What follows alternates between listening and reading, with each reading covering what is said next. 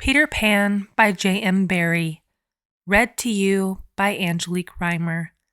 This book is in the public domain. Chapter 12. The Children Are Carried Off. The pirate attack had been a complete surprise, a sure proof that the unscrupulous Hook had conducted it improperly, for to surprise Redskins fairly is beyond the wit of the white man.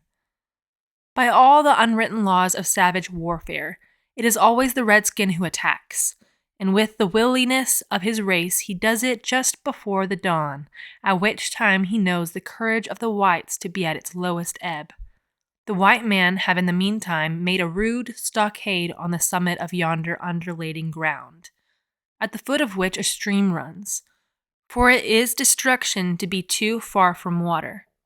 There they wait the onslaught, the inexperienced ones clutching their revolvers and treading on twigs, but the old hands sleeping tranquilly until just before the dawn.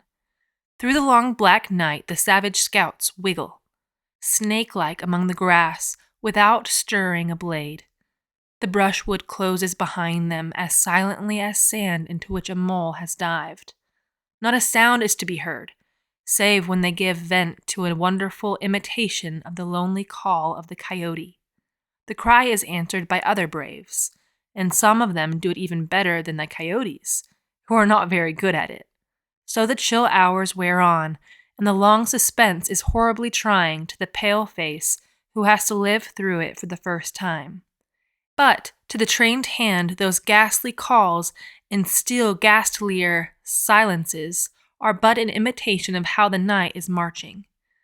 That this was the usual procedure was so well known to Hook that in disregarding it he cannot be excused on the plea of ignorance.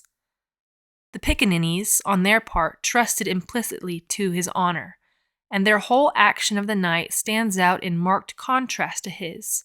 They left nothing undone that was consistent with the reputation of their tribe. With that alertness of the senses, that which is the marvel and despair of civilized peoples, they knew that the pirates were on the island from the moment one of them trod on a dry stick, and in an incredibly short space of time the coyote cries began.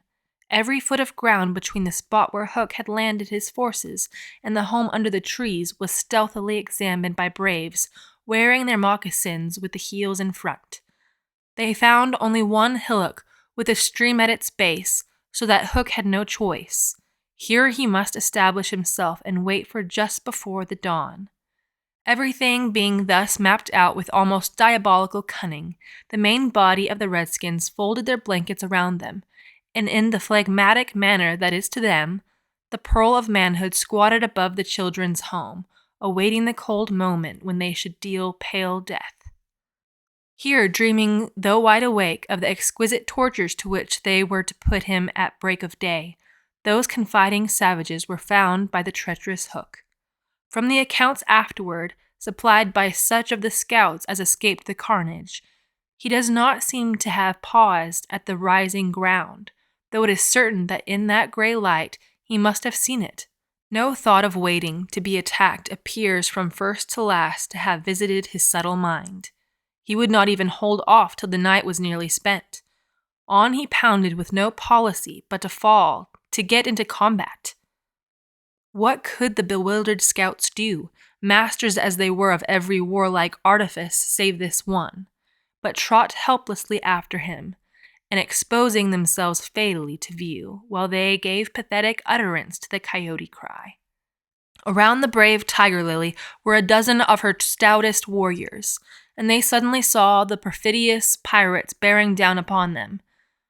Fell from their eyes then the film through which they had looked at victory. No more would they torture at the stake.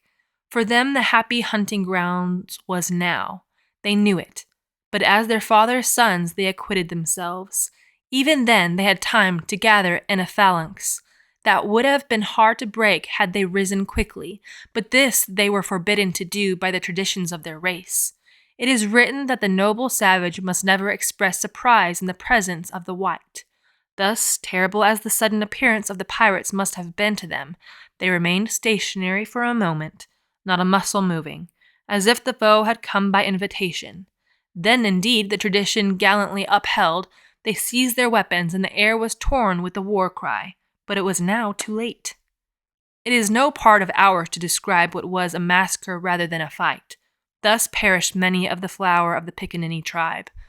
Not all unavenged did they die, for with Leanne Wolfe fell Alf Mason, to disturb the Spanish Main no more, and among others who bit the dust were Geo, Scurry, Chass, Torley, and the Alestian Fogerty. Torley fell to the tomahawk of the terrible Panther, who ultimately cut a way through the pirates with Tiger Lily and a small remnant of the tribe. To what extent Hook is to blame for this tactics on this occasion is for the historian to decide. Had he waited on the rising ground till the proper hour, he and his men would probably have been butchered, and in judging him it is only fair to take this into account. What he should perhaps have done was to acquaint his opponents that he proposed to follow a new method. On the other hand, this, as destroying the element of surprise, would have made his strategy of no avail, so that the whole question is best with difficulties. One cannot at least withhold a reluctant admiration for the wit that had conceived so bold a scheme, and the fell genius with which it was carried out. What were his own feelings about himself at that triumphant moment? Fain would his dogs have known, as breathing heavily and wiping their cutlasses, they gathered at a discreet distance from his hook, and squinted through their ferret eyes at this extraordinary man. Elation must have been in his heart, but his face did not reflect it. Ever a dark and starry enigma, he would aloof from his followers in spirit as in substance. The night's work was not yet over, for it was not the Redskins he had come out to destroy. They were but the bees to be smoked, so that he should get at the honey. It was Pan he wanted, Pan and Wendy and their band, but chiefly Pan. Peter was such a small boy that one tends to wonder at the man's hatred of him. True, he had flung Hook's arm to the crocodile, but even this, and the increased insecurity of life to which it led, owing to the crocodile's pertinacity, hardly account for a vindictiveness so relentless and malignant. The truth is that there was a something about Peter which goaded the pirate captain to frenzy.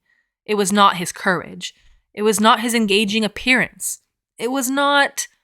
There's no beating about the bush, for we know quite well what it was, and have got to tell. It was Peter's cockiness. This had got to Hook's nerves. It made his iron claw twitch, and at night it disturbed him like an insect. While Peter lived, the tortured man felt that he was a lion in a cage into which a sparrow had come.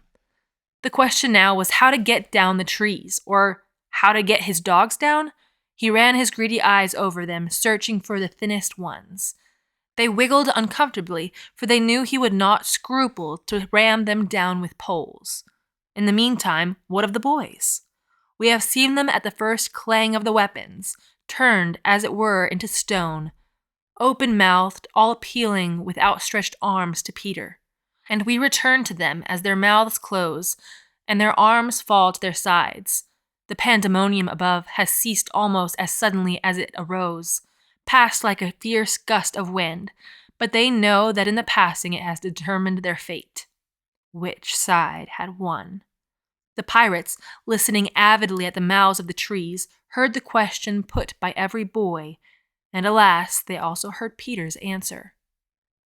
If the Redskins have won, he said, they will beat the tom-tom. It is always their sign of victory. Now Smee had found the tom-tom, and was at that moment sitting on it.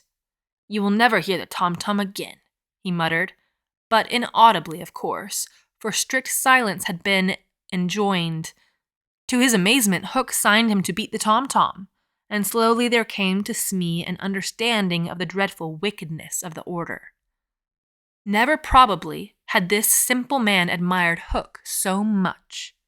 Twice Smee beat upon the instrument, and then stopped to listen gleefully. The tom-tom, the miscreants heard Peter cry. An Indian victory! The doomed children answered with a cheer that was music to the black hearts above, and almost immediately they were repeated their good-byes to Peter. This puzzled the pirates, but all their other feelings were swallowed by a base delight that the enemy were about to come up the trees. They smirked at each other and rubbed their hands. Rapidly and silently, Hook gave his orders, 1 man to each tree, and the others to arrange themselves in a line 2 yards apart. End of chapter 12.